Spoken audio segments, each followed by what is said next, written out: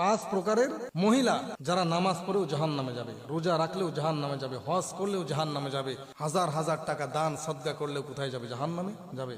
আশ্চর্য কথা, এতগুলো ভালো কাজ করার পরে একটা মেয়ে, একটা মা, একটা বোন, একটা স্ত্রী কেন জাহান্নামে? আমাদেরকে জেনে রাখার দরকার যে পাঁচ প্রকারের মহিলা নামাজ পড়েও, হজ করেও, জাকাত দিয়েও, দান সদকা করেও, ভালো কাজ করেও, এমনকি তাহাজ্জুদ নামাজ পড়েও ওই মহিলা জাহান্নামে যাবে যদি মহিলার মধ্যে পাঁচটা বদ অভ্যাস থাকে। কয়টা বদ অভ্যাস? পাঁচটি বদ অভ্যাস যদি মহিলার মধ্যে থাকে, যত নেক আমল করুক না কেন মহিলা কোথায় যাবে? জাহান্নামে যাবে। বিশেষ করে আমার মা বোনদের এই কথাগুলো বিশেষ করে খেয়াল করার দরকার যে পাঁচটি বদ অভ্যাস যেন আমার মধ্যে না থাকে। মুসলিম শরীফের বর্ণনা। আল্লাহ নবীজি সাহাবায়ে কেরামকে লক্ষ্য করে বললেন, ও সাহাবীরা, দুনিয়ার ভিতরে পাঁচ প্রকারের মহিলা এমন হবে, পাঁচটি বদ অভ্যাস যদি তাদের মধ্যে থেকে থাকে অবশ্যই তারা জাহান্নামে যাবে, আল্লাহ তাদের উপরে নারাজ হয়ে যাবে।